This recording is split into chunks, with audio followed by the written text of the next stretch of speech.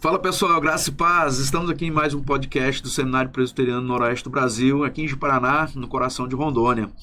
Hoje com o Rev. Evanderson, nosso diretor, está aqui conosco sempre, nos trazendo muita sapiência, muita sabedoria aqui nos nossos podcasts. E também com o nosso convidado que esteve aqui conosco no quarto módulo de aconselhamento bíblico, falando sobre personalidades, emoções, mexeu em muitas áreas de personalidade e emoções, foi uma bênção. Quem não vê, perdeu, mas ele virá, daqui a pouco a gente fala mais sobre isso. O reverendo Tiago, que é ali de Brasília, quer dizer, um paulista em Brasília. Fala para nós aí, Tiago, de você, mas daqui a pouco o chefe primeiro vai dar o seu oi, depois você vai falar ali de você um pouquinho mais, falar da sua família, da sua igreja, um pouco de você, e nós vamos tirar o seu couro, arrancar o couro fora. Isso aí, é muito bom a gente começar aqui mais um podcast. Ficou um tempo parado, né? Isso. A gente deu uma pausa, mas estamos aí de volta. E hoje um prazer muito grande conversar com o reverendo Tiago. E o assunto é legal, muito bom, você vai gostar. E continue nos acompanhando, né? Naquilo que a gente tem feito aqui no seminário. Se quiser conhecer o seminário também, a gente está à disposição aqui. Então vamos passar aqui para o reverendo Tiago, que vai fazer a sua consideração inicial e falar um pouquinho dele também. Vamos lá, Tiago. Sim, bom, prazer estar aqui com vocês, né? Poder compartilhar, você também que está nos assistindo. Eu sou de Brasília, na verdade sou natural de Tuiuti. Alguém conhece Tuiuti? Ninguém vai conhecer. Deve ficar no Brasil. Eu sou natural de Tuiuti, interior de São Paulo, e eu saí de lá para estudar, enfim, e hoje eu estou em Brasília com a minha família, sou casado com a Luana, tenho 2 meninos, Felipe e Pedro, e 1 ano e 4 meses eu estou em Brasília, na Igreja Presbiteriana Nacional, auxiliando ali o reverendo Marco Baumgratz. E tenho aí esse envolvimento, né, com o nosso tema hoje de aconselhamento já há algum tempo, uma coisa que me interessa muito, arde meu coração em temas assim. Eu tenho certeza que vai ser uma bênção aqui poder compartilhar com vocês. Maravilha. Muito bom. Vamos começar então, né, chefe? Vamos lá, Você começa pelo lado esquerdo, eu vou aqui pelo lado direito. Bom, pega pelo lado esquerdo primeiro, porque depois... Ninguém quer ir pelo lado esquerdo, né, chefe? Mas é isso. Tiago, devidas às apresentações, e a gente quer já começar falando sobre essa questão. Você veio abordar no nosso treinamento as teorias das personalidades e das emoções. Uma coisa que está impregnada em nosso tempo, e há tempos que já vem impregnada, e nós gostaríamos de falar um pouquinho, não vai dar para discorrer. O reverendo Tiago ficou conosco aqui sexta à noite, ontem, de 8 da manhã até as 18 horas, e foi realmente uma maravilha ouvi-lo, o conteúdo que você tem apresentado. Vamos começar do início, daquilo que nós já conversamos antes, que seria falar um pouco sobre personalidades, a visão que o mundo tem está impregnada, e o que a Bíblia diz disso. É isso mesmo? Nós somos recheados de personalidades, emoções, e precisamos realmente de um guru, de um coach para poder nos destravar, para nos libertar dessas coisas, ou nós estamos amarrados e nascemos assim, aquele conceito de Gabriela, eu nasci assim, eu cresci assim, eu vou morrer assim. Isso é verdade, é isso mesmo, a palavra diz isso. Fala um pouco sobre essa parte de personalidades, depois entramos na parte de emoções. Sim. Acho que é interessante a gente começar aqui falando um pouquinho sobre a ideia do estudo da personalidade dentro do tema de aconselhamento bíblico, né? Porque por muitos anos, não vou dizer rejeitado, mas teve uma certa resistência em estudar teorias da personalidade ou personalidade em si dentro do aconselhamento. Então, dentro aí, né, da visão clássica do aconselhamento, aí depois de Adam, você tem basicamente 2 vertentes, né? Uma vertente que fala, não, vamos estudar sobre personalidade, e uma que vai dizer assim, olha, não vamos estudar porque isso se aproxima muito da psicologia, se aproxima muito desses conceitos, né? E é interessante que nos últimos anos, né, isso tem sido latente na necessidade do estudo da personalidade, né? Principalmente porque nós, vou falar na frente, né, temos a visão criacional de um Deus que é pessoal e que cria segundo, né, nos veste segundo a sua imagem e segundo a semelhança. Então hoje nós temos estudiosos na área do aconselhamento bíblico que entende que não vai ter lá na Bíblia a palavra personalidade, mas existe o fenômeno personalidade, quer dizer, a descrição das pessoas, o modo que elas agiam, né? Então, E isso é bem claro na Escritura. Assim, quando a gente lê sobre Pedro, lê sobre João, a gente consegue ter uma imagem das pessoas ali, né? E isso, né, a gente tem que entender que não tem a ver, ou não está ligado exatamente com os estudos de personalidade relacionada ao que a gente vai falar depois com relação ao mundo. Então, primeiro, isso é um ponto positivo para o aconselhamento. Né? Porque nós aconselhamos, não aconselhamos casos, nós aconselhamos pessoas.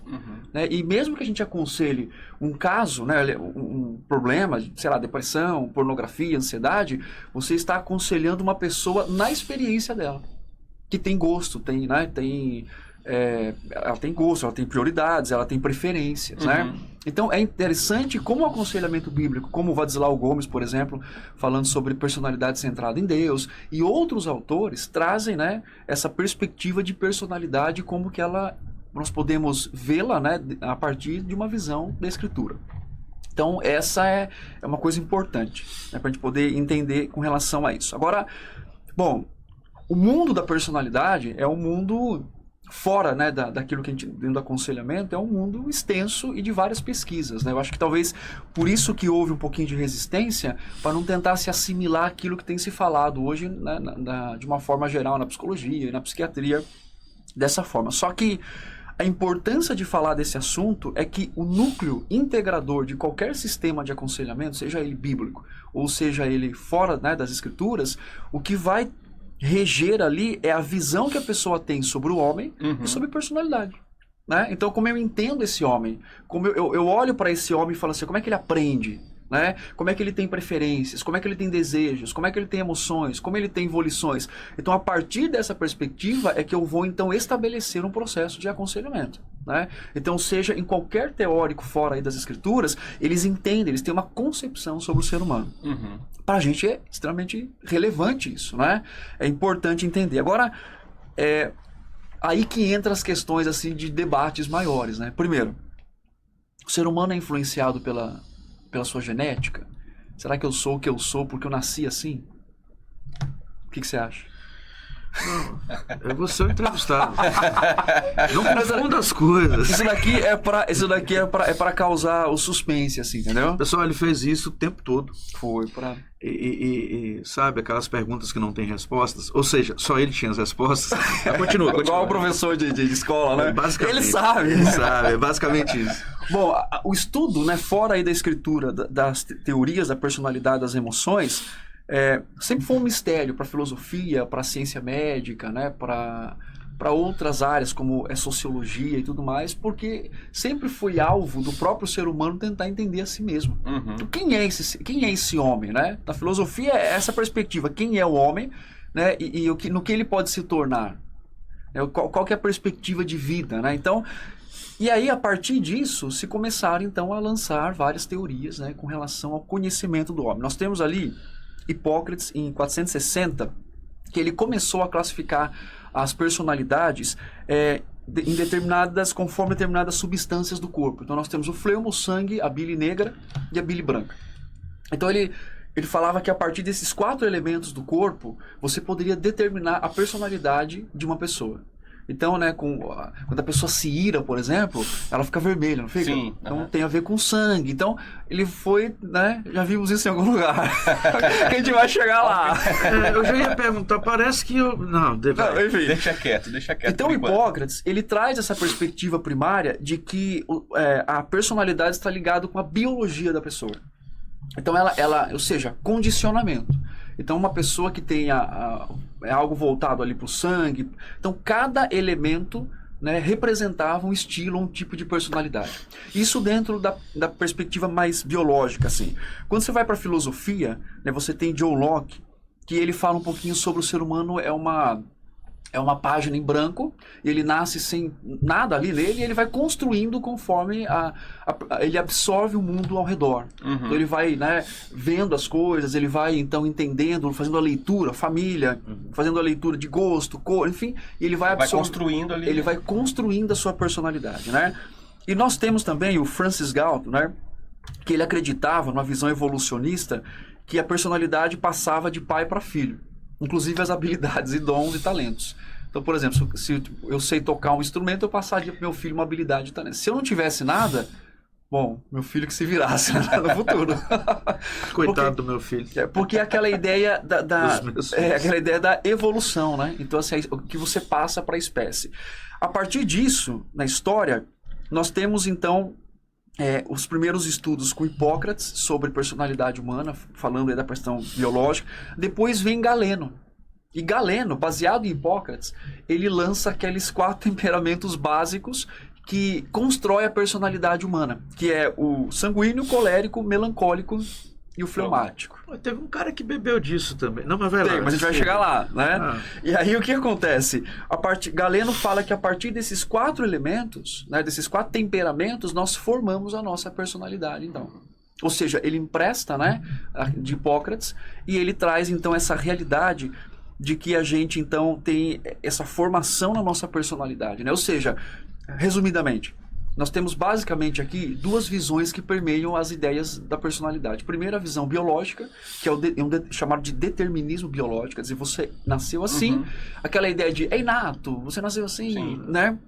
Então, assim, você tem essa biologia, você tem esse gene, né, ali, e aí você vai desenvolver depois o restante. Né? E aí, a outra visão é uma visão de construção social. Quer dizer, eu sou uma folha em branco, como John Locke traz. Então, essas 2 perspectivas permeiam hoje, inclusive, os estudos recentes, né? Não só recente, mas desde antigamente, sempre trazendo. Agora, é um desafio para as teorias e para a psicologia e tudo mais, porque, na verdade, você não tem algo que é unânime nas suas respostas. Então, você vai pegar um autor, ele vai dizer, não, é biologia. Você vai pegar um outro autor que vai dizer, não, é questão de construir, né? Então você tem permeando as ideias da personalidade, né, humanas, pelo menos essas 2 hoje, uma mais pendendo para a outra, enfim.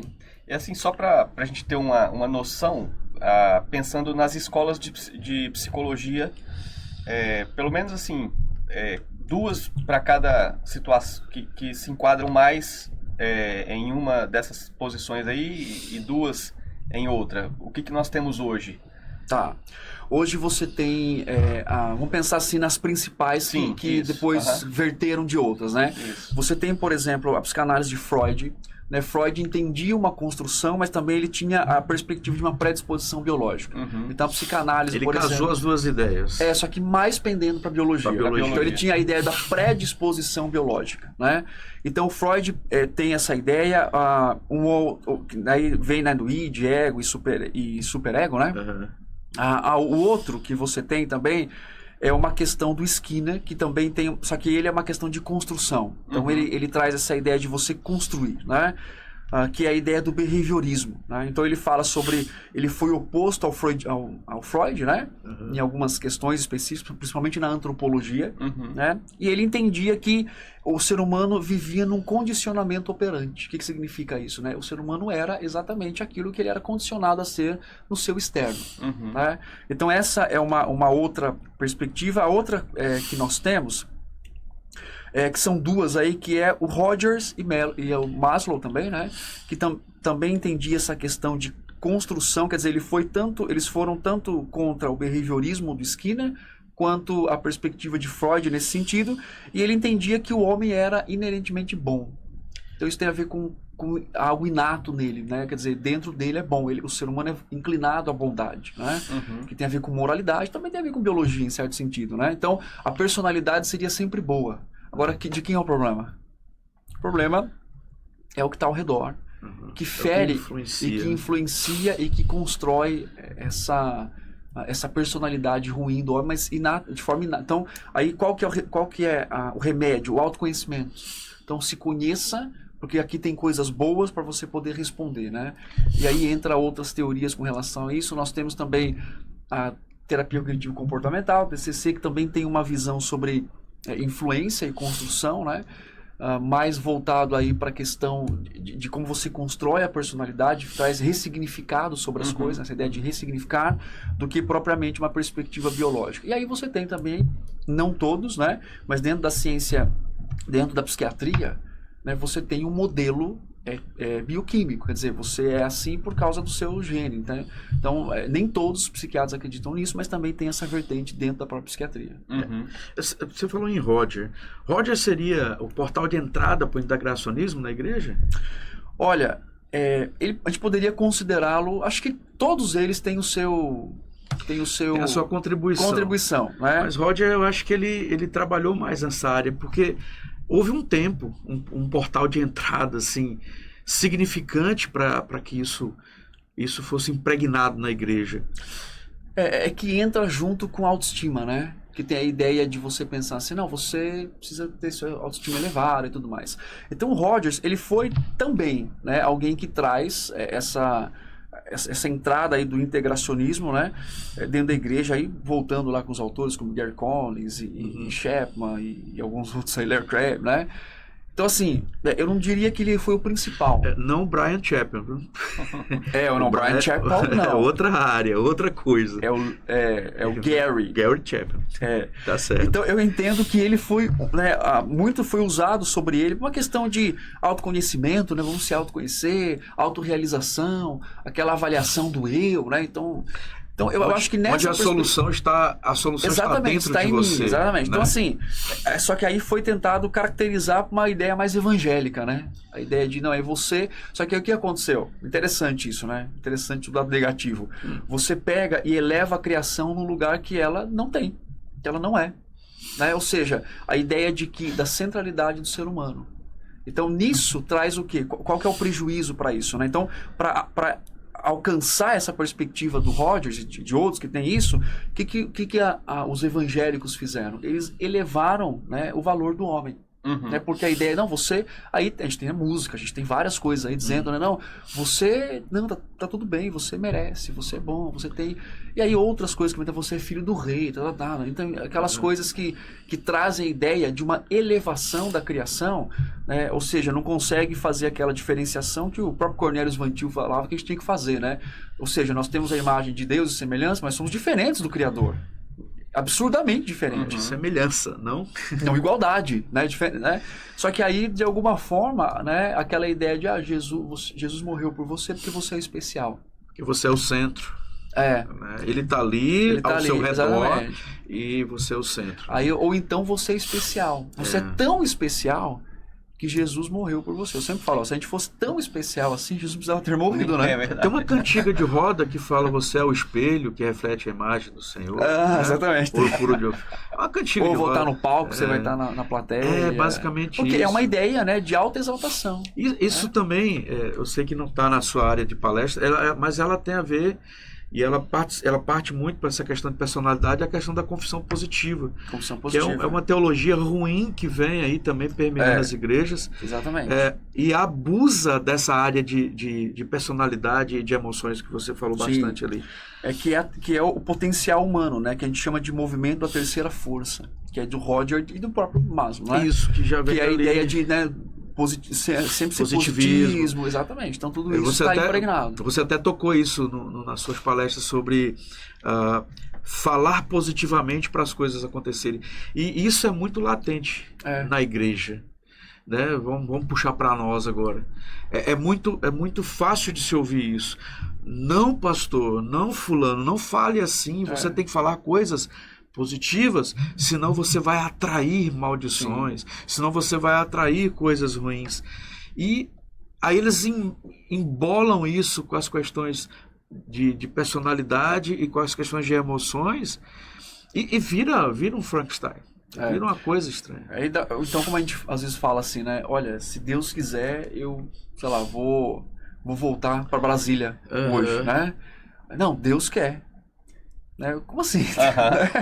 Tudo bem. Se Deus quiser e Ele quer, né? Não, se Deus quiser e Ele quer. É tipo um determinismo humano para com Deus. Aí a gente vai para Tiago e Tiago fala, olha, você vê que vai vender um terreno, fazer se Deus quiser. Se Deus quiser, né? Não, mas se Ele quer. Aquilo. Né? Então, e é interessante assim, você ora, né, Senhor, se for da sua vontade, né, cure esse irmão, o Senhor, né, pode fazer isso. Não, mas se Deus quiser, e Ele quer. Quer dizer, a gente pega essa perspectiva que nós temos, né? E nós simplesmente resumimos ao aqui e agora, né? Sem considerar a soberania do Senhor. Então, nesse aspecto, o positivismo está ali, né, impregnado. Então, esses dias eu compartilhei uma situação específica lá da minha vida, esperando uma resposta. A pessoa falou, não, e vai dar certo.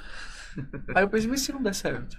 Não, mas vai dar, não vamos pensar assim não. Vamos pensar que Não, vai dar vamos certo. pensar positivo. Vamos pensar que vai dar certo. Depois, se não der, a gente pensa no que fazer. E é interessante, se você pensa diferente, fala, você é muito fleumático, melancólico. Essa taxação, essas pechas que são colocadas, que aí nós vimos o nascedouro disso, e muitos vão dizer, mas isso não tem problema. A pergunta é, há problema? Quais as implicações, à luz da palavra de Deus, para andarmos nessas ideias e pensarmos nessas ideias, assim como estes colocaram ao longo da história, né, até desembocar nesses tratamentos, vamos usar isso entre parênteses bem grandes, entre aspas bem grandes, esses tratamentos usados hoje. À luz da palavra de Deus, é isso mesmo? Nós somos essas pessoas sanguíneas, fleumáticas, melancólicas, tem mais um que eu já até esqueci. Colérico. Uhum. Eu não lembro dessas coisas. É que eu tô com uma pergunta aqui. Acho que ela, como ela tem a ver com o que você está falando aí ele já elaborou uma resposta só ali. No campo do ponto de vista, né, dessa questão das personalidades, a gente tem em mente que pode haver traços de uma personalidade ruim, traços de uma personalidade positiva, e aí dentro dessas categorias que o reverendo Marconi colocou aí, que é uma influência, né, sobre os tipos de temperamento, o que nós deveríamos pensar no aspecto de na busca de um aconselhamento bíblico, por exemplo. Eu tenho algumas questões da minha personalidade que eu acho que precisa ser trabalhado, precisa ser mudado. Como que isso acontece, né? Que tipo de problemas que a gente pode perceber na personalidade? Boa. E qual que é o direcionamento para mudar isso ou para não mudar?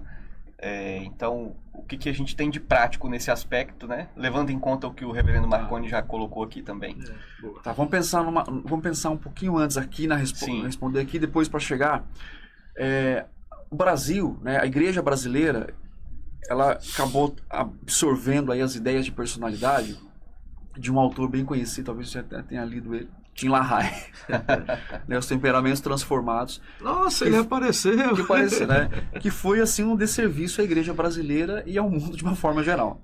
Quando o Tim LaHaye traz o livro, né, quando é traduzido o livro dele para o português, acho que na década de 70 mais ou menos, essas teorias, tá? Então a gente falou um pouquinho no início sobre as teorias, essas teorias dos quatro temperamentos, né, principais, ali, bases para formar as personalidades, já estava fora, né, do campo da psicologia há muito tempo. Está ultrapassado já. Quer dizer, só que você percebe o quê? Você vai nas redes sociais, você pega o celular, vê, né, o Instagram e tudo mais, você vê que isso sempre volta, né? Por quê? Porque acaba sendo um negócio que me descreve de alguma forma. Porque o ser humano, é interessante, né? O ser humano, de uma forma assim geral, ele tenta buscar sempre um autoconhecimento, né? Porque isso é inato a ele. Por quê? Porque nós nos conheceríamos a nós a partir de uma referência do Criador.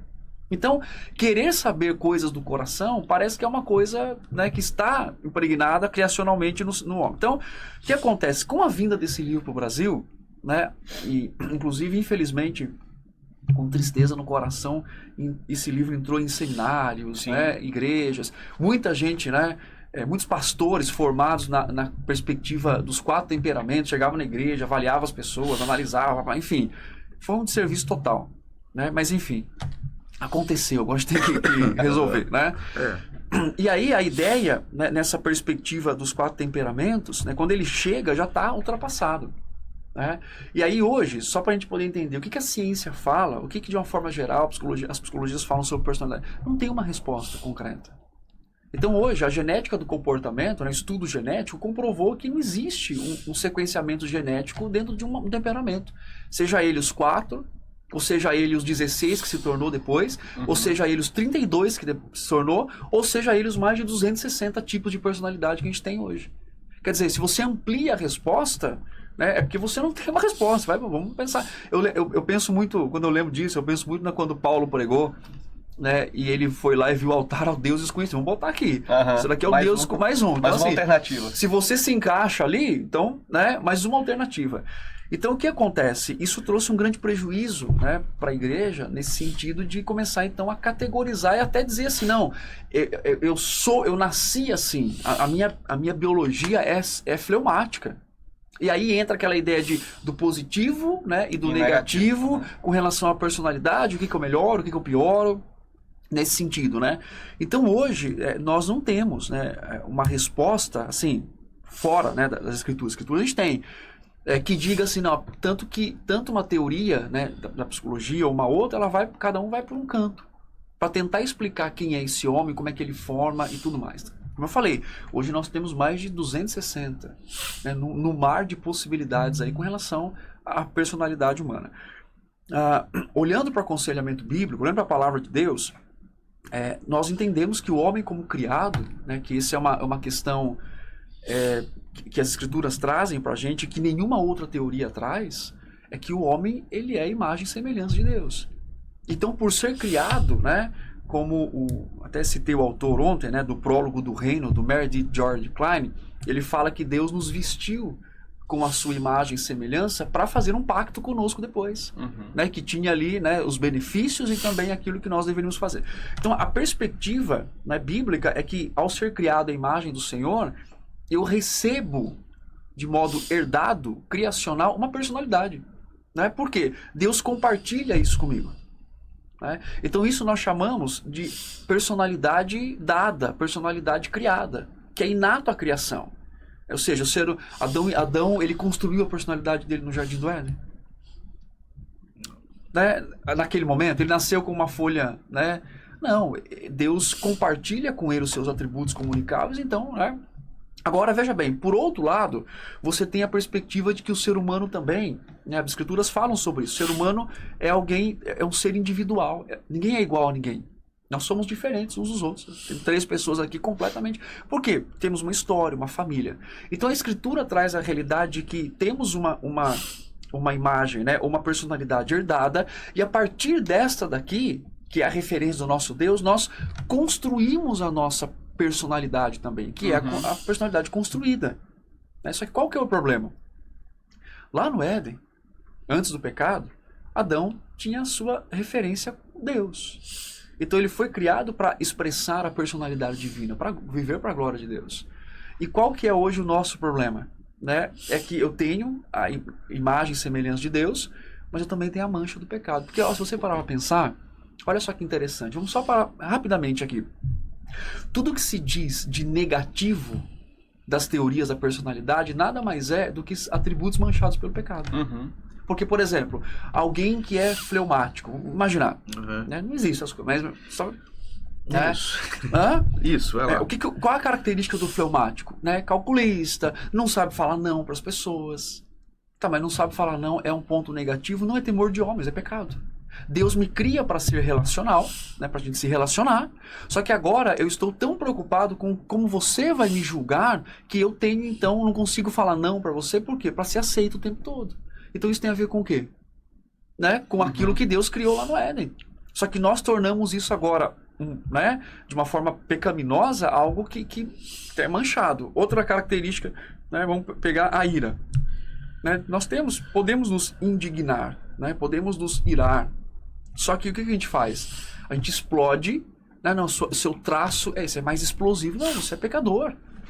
Né? Então, assim, lá do Éden, né, nós temos então isso, e perceba que cada traço, que cada problema negativo nada mais é do que o atributo manchado em nós. Então, quando eu penso numa mudança, né, e quando eu penso numa perspectiva de avaliação, eu posso avaliar. Eu acho que o crente não tem que fazer autoanálise. Né? O crente ele tem que usar o princípio bíblico de avaliação do coração. E ele não começa por ele. Né? Porque as autoanálises, para ver personalidade, começa com a pessoa e com a história dela. Né? No aconselhamento bíblico, nós não começamos com a pessoa, nós começamos com quem? Com o Senhor. Quem é o Senhor? E a partir dele, da personalidade dele, do caráter dele, da santidade dele, eu vou então avaliar. E aí, então, essa sua pergunta sobre positivo e negativo, nem toda a construção, né, ela é assim, está em pecado, né? Não é assim.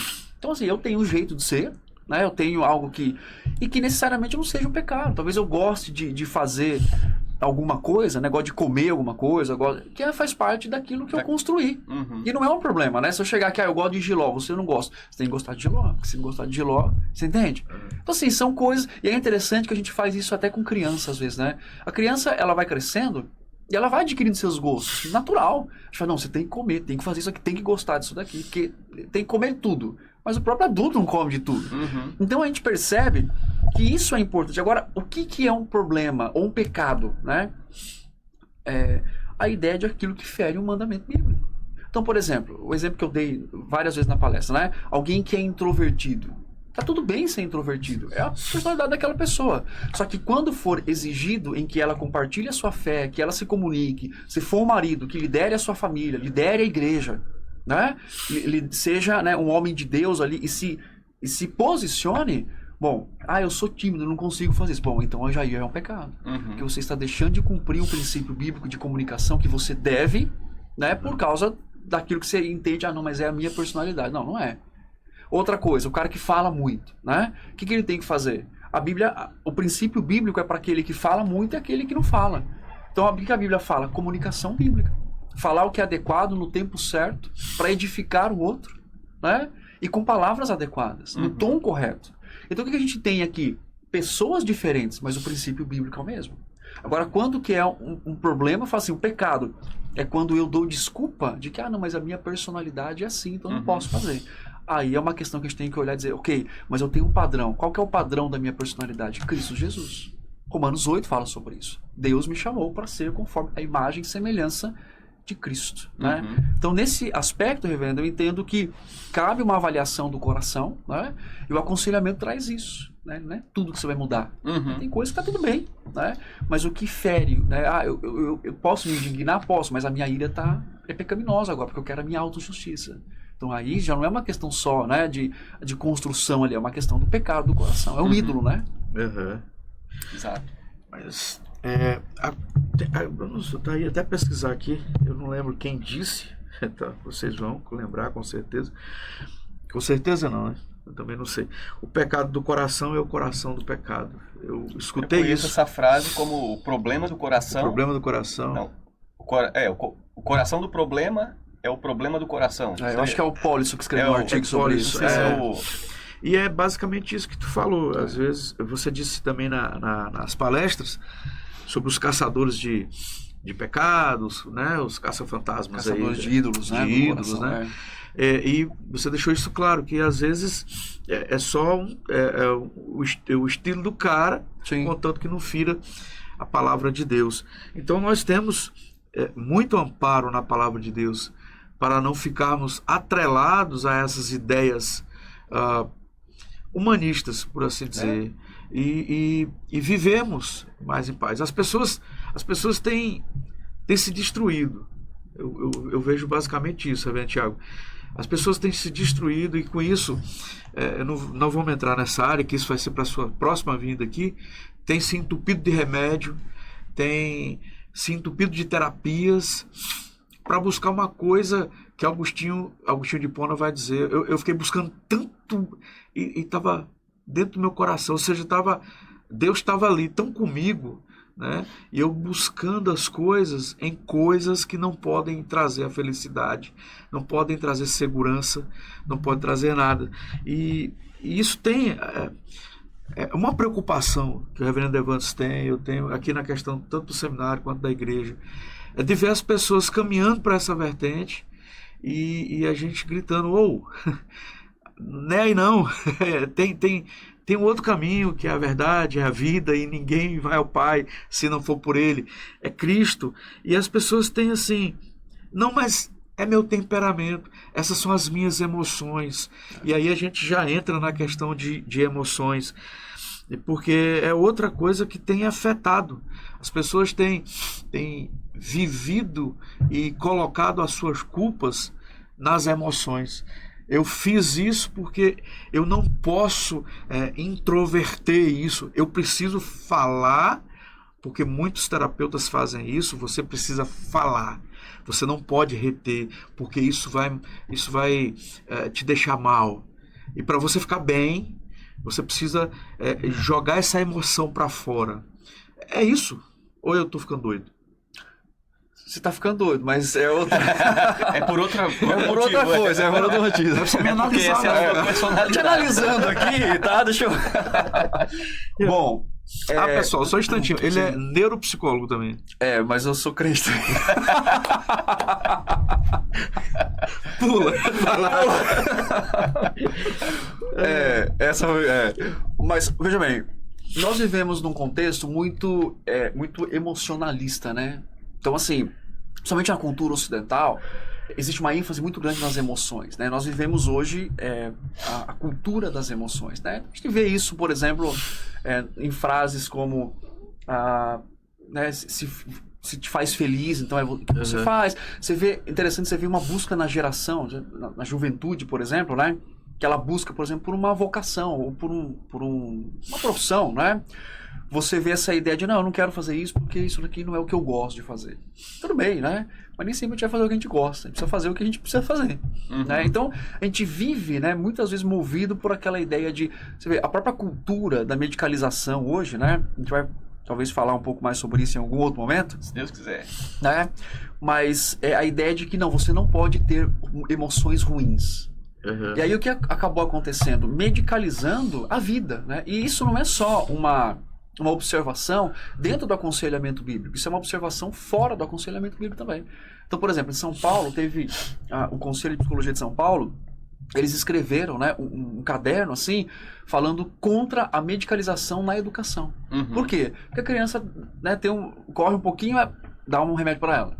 Então, assim, você vê, tem um cara que vocês precisam ler esse cara, chama Allen Francis.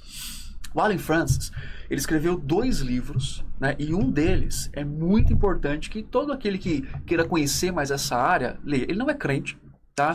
Ele foi o diretor do DSM-4, tá? Que é o manual, né, de diagnósticos e tal. Ele escreveu um livro, aí o que acontece? Ele sai, então vem o DSM-5, né, já com revisão. E ele não foi o diretor, foi o diretor. E aí o que acontece? Ele escreveu um livro chamado Voltando ao Normal. Se você já viram esse... Não, nunca vi. Chama Allen Francis, vale muito a pena. Ele faz uma crítica, porque ele fala assim, olha, nós pegamos os diagnósticos e as coisas e a gente passou do limite. Quer dizer, ele não é crente, ele não tem uma perspectiva, né, nada. E ele fala assim, gente, calma, a gente tá indo longe demais. Aí ele tem uma coisa que ele fala assim, o manual não é uma Bíblia. Ele fala no livro dele, o manual não é Bíblia. Em que sentido? Ele falou assim, nós tornamos esse manual como se fosse a Bíblia da psiquiatria. Não é. Eles construíram um monstro, né? É só uma descrição, ele está falando, né? Nesse aspecto emocional, então, isso é impactante. Porque, veja bem, hoje as pessoas, sei lá, perdeu alguém da família, está em luto. É normal. Quer dizer, é normal sentir tristeza, mas as pessoas não podem sentir tristeza. Então, o que nós temos aqui? Primeiro, nós temos esse problema da ênfase nas emoções, né? Então, a ideia, tanto que existem as teorias como o TCC, por exemplo, né? Terapia cognitivo-comportamental, que é você descobre as crenças básicas, pensa o que é certo, pensar o que é certo é sentir certo é comportar certo, né? Comportamento correto. Então, assim, não é tão simples desse jeito.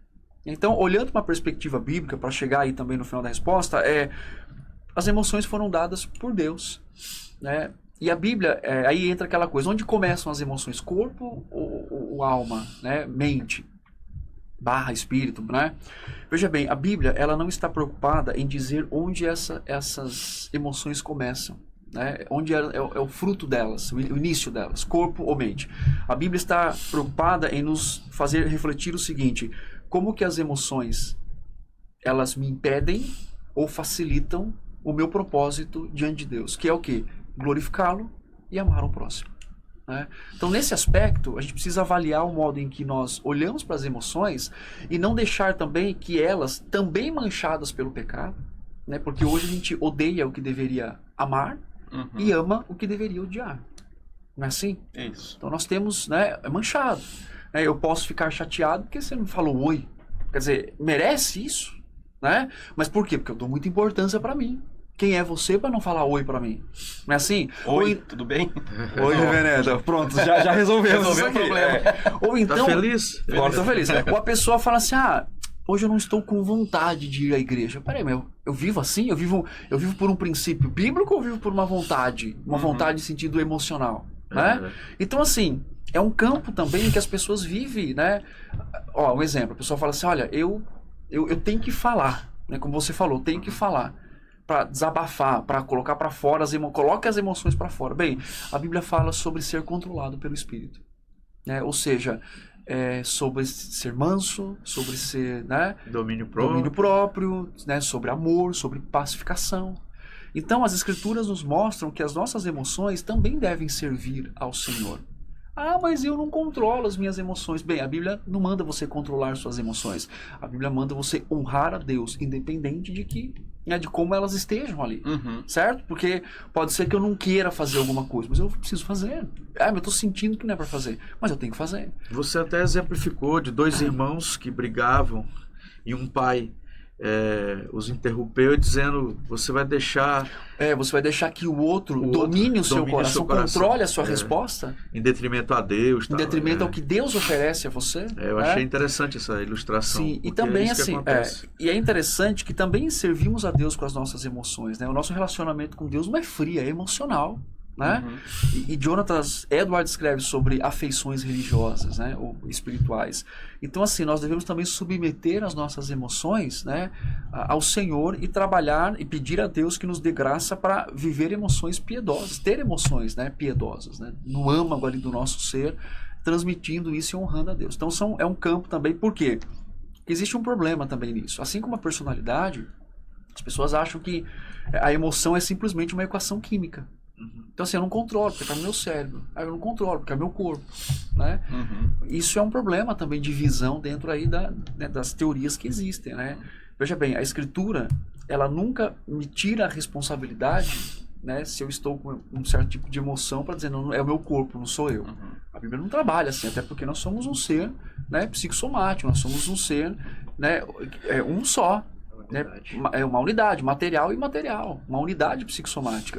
Então eu não posso dizer assim, eu quero amar a Deus, mas meu corpo não deixa.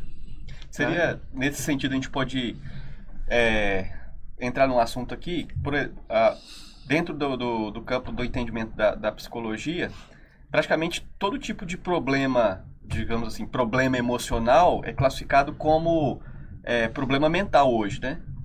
Você tem um problema psicológico, por exemplo. Então tudo virou doença psicológica. Se a pessoa enfrenta um momento de tristeza na vida, ele tem um problema psicológico. Né? Se a pessoa lida com ansiedade, isso é um problema psicológico. Então tudo virou problema da mente.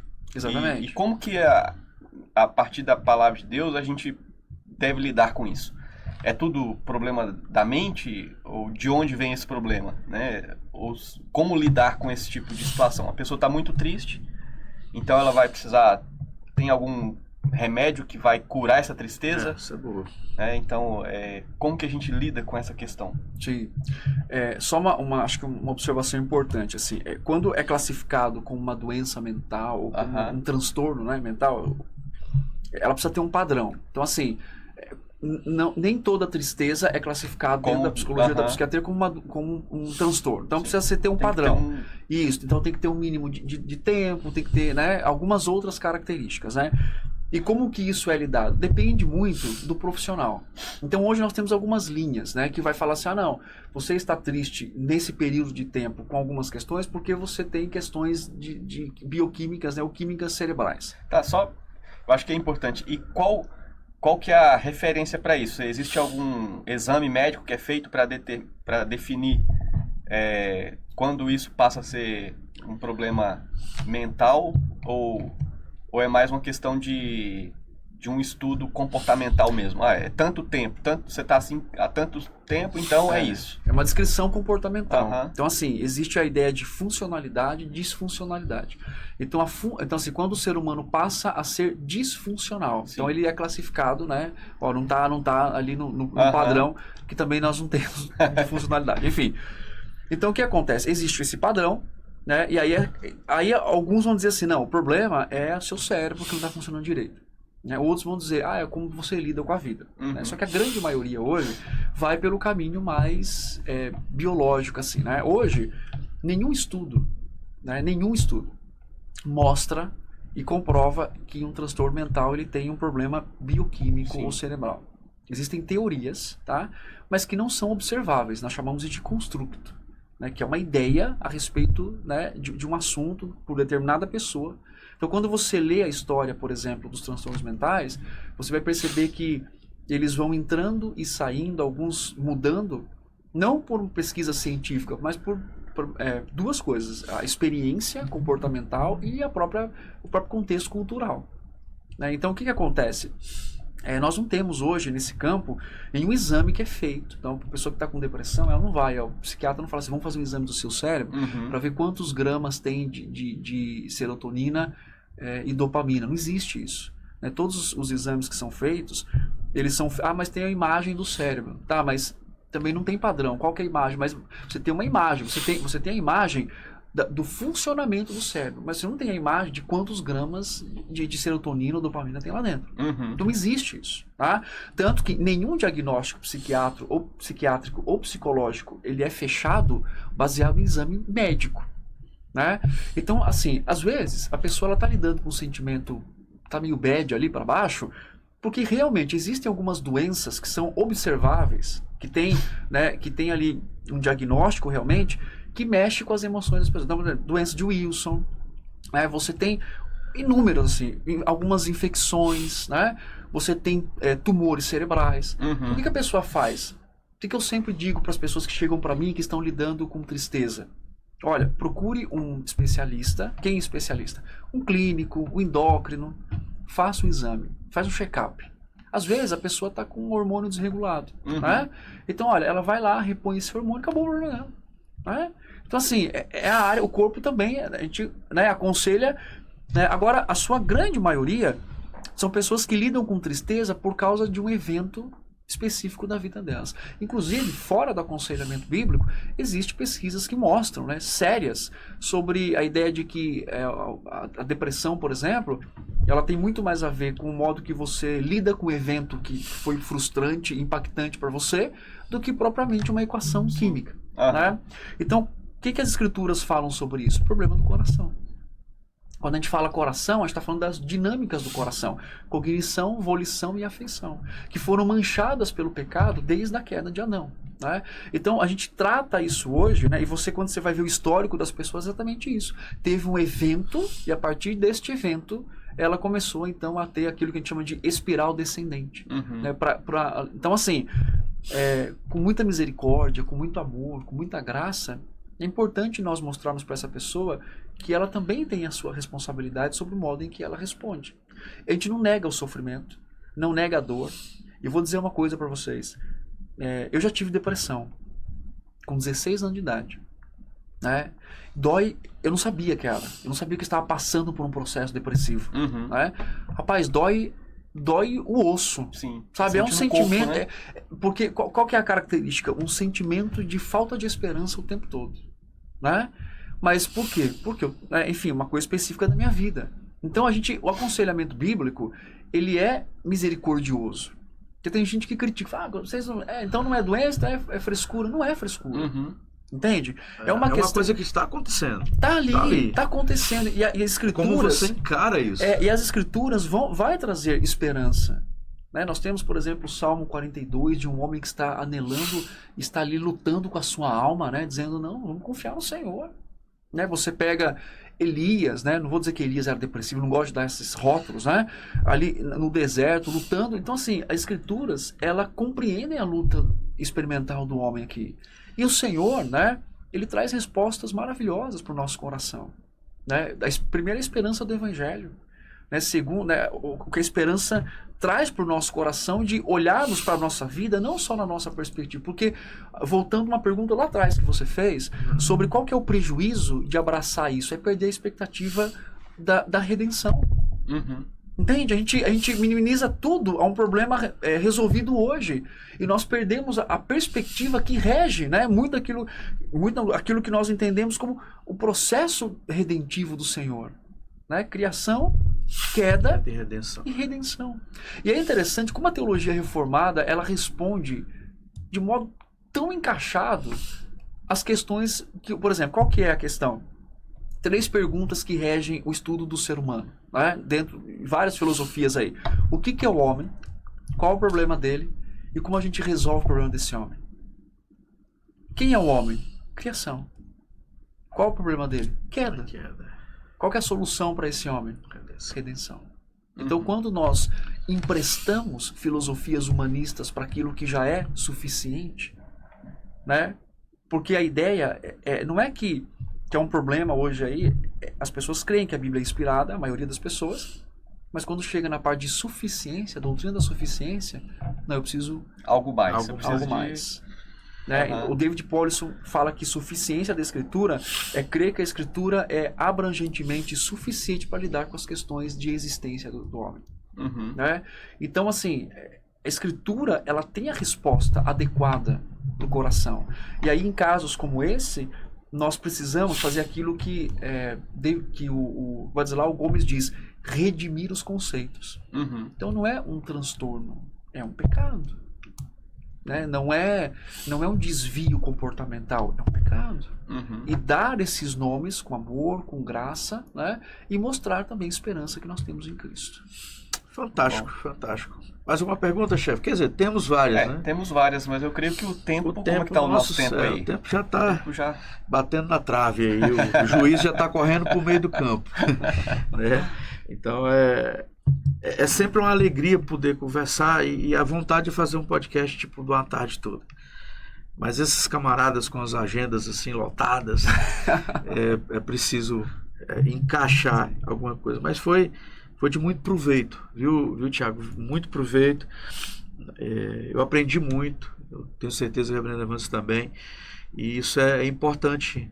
Essa turma que esteve nesse treinamento, com certeza vai levar não só conceitos, mas realmente lições bíblicas para tratar esse problema do nosso coração. E essa coisa está tão impregnada que nós usamos muitos termos, muitas coisas no nosso dia a dia, de uma forma inconsequente. Eu não vou falar inconsciente porque não vou trabalhar nessa área freudiana. Mas menos consciente. Inconsequente. Mas é que realmente Deus nos capacite a todo dia, nos nossos gabinetes, a tratar, a buscar andar junto da nossa igreja. E isso é um convite a você que é pastor, a você que foi chamado, foi dotado por Deus a estar trabalhando no rebanho de Deus, no reino de Deus, a olhar com mais carinho para o aconselhamento bíblico, porque este é o princípio. O integracionismo e qualquer outro advento que tem aí foi um enxerto naquilo que Deus estabeleceu na sua palavra, da mutualidade e por aí vai. Então que realmente nós voltemos, assim como foi a reforma, a volta às Escrituras, que seja no mesmo padrão, nós voltemos às Escrituras, ela é suficiente para realmente curar esse mal do coração. A única suficiência está ali em Cristo, nas Sagradas Escrituras, e que nós aprendamos cada vez mais, e que Deus continue te abençoando, te usando, ali em Brasília ou em qualquer outro lugar, né? Brilhe, meu querido, brilhe. Rapaz, bem isso coach agora. Com o positivismo do Rogers ali. Brilhe, meu querido, brilhe. Revelando quem ele é. Tá revelando, você vê, né? A gente leu dessas coisas. Que a sua luz brilhe. Que a sua luz brilhe. Mas brincadeiras à parte, que Deus realmente te abençoe, querido, que te use ali, abençoe sua família, né, a Luana e os seus meninos. Que Deus te abençoe grandemente. Revão, suas considerações. Você já falou tudo aí. Desejo também que ele brilhe, que ele voe, que ele... Viu de onde eu aprendi? Foi meu professor. Foi meu professor. Foi na fonte. Então, foi muito bom receber o reverendo Tiago aqui. Muito bom conhecê-lo e Deus continue te abençoando, né? E eu vou até aproveitar, reverendo, para passar para o pessoal que vai nos ouvir aqui algumas informações sobre outras atividades que nós vamos ter. Bacana, legal. Tem aqui dia 20 e 21 de setembro, nós teremos o próximo módulo de aconselhamento bíblico. Teremos aqui o reverendo Christopher Vicente. Ele vai falar sobre o aconselhamento bíblico e a sexualidade. Então, se você quiser participar do nosso módulo, vai ser dia 20 e 21 de setembro. Nós, como seminário, estamos nos preparando aí para o nosso vestibular também. Se você deseja se inserir no curso bacharel em teologia, né, no nosso seminário, as inscrições já estão abertas no site da IPB e você pode se preparar. Nós teremos o nosso vestibular, né, em outubro, dia 5 de outubro. E qualquer informação que você precise sobre isso é só entrar em contato com a gente. E finalizando aqui, nós já acertamos com o reverendo Tiago para o ano que vem, dia 13 e 14 de junho. Se Deus permitir, ele estará conosco aqui novamente e vai abordar a respeito do aconselhamento versus essa questão do uso de medicação. Não é isso mesmo, Reb? Exatamente. Vai falar um pouquinho sobre diagnóstico psicológico, a gente tinha falado, né? Exato. E sobre medicação. Então, você já Eu pode vou ter colocar que na sua parar de agenda. tomar meu Rivotril? Não, brincadeira. Acho que não tá nem fazendo efeito. Não tá, cara. Tá que nem água. Mas é isso, chefe. Então, vestibular, Isso. o novo módulo. Então, assim, esse ano ainda tem mais outro módulo, mas isso a gente fala no outro podcast, né? Nesse módulo que vem agora com Cristo, falamos do último desse ano. Tem sido bênção mesmo. Você que não está vindo, agende aí, vale a pena, vale a pena. Reverendo Tiago, suas considerações finais aí. Bom, tenho primeiro a agradecer, né, mais uma vez pela oportunidade de estar aqui. Vim pela primeira vez em Rondônia, né, e tem sido uma grande bênção para mim. Eu fico muito grato a Deus e feliz de ver, né, seminário, igrejas, irmãos, né, se importando com o cuidado da alma, que não é um assunto de hoje, né, é um assunto desde a criação, né, o nosso Deus cria o homem e dá o conselho dele para o homem. Então, desde ali, o homem foi criado para ser aconselhado, né, essa é a perspectiva. Então eu fico grato a Deus, né? Eu encorajo você também a estudar a Escritura, a ler bons livros, né? Posso indicar um livro aqui? Você indicou 4.500 livros, pode indicar mais. Tem um livro muito bom que chama Nada Além das Escrituras. Você trabalha em alguma editora também? Não. Tem um livro chamado Nada Além das Escrituras, de 2 autores, que é fantástico para entender aquilo que nós conversamos um pouquinho aqui. E ele dá nome aos bois, como diz, Muito do bom. interior. Então ele vai... Porque alguns evitam de botar nome, só usa termos gerais, integracionismo, né? Ele coloca nomes e fala, essa pessoa é assim, isso daqui. E é muito importante entender, né? E também tem uma coisa, eu aconselho você conhecer o aconselhamento se você não conhece, né? Não é uma religião, não tem nada a ver com isso, né? Mas é um retorno àquilo que nós entendemos como ser humano, porque isso bate de frente exatamente com aquilo que nós cremos antropologicamente, né? Que vem da Escritura. Então, que o Senhor possa dirigi-lo aí nos seus estudos, né? Lendo, Nada Além das Escrituras. Faz a leitura desse livro, vai valer muito a pena. Muito bom. Muito bom. E é isso, pessoal. Esse foi mais um podcast do nosso seminário. Fique com Deus. Não esqueça aí de se inscrever, se não fez ainda. Aquela velha história de blogueirinho, né? Se inscreva, clique no sininho, essas coisas. Deixe seu like. Compartilhe com seu colega, com seu amigo, para quem você odeia também. Deus te abençoe. Na próxima a gente se encontra. Até mais.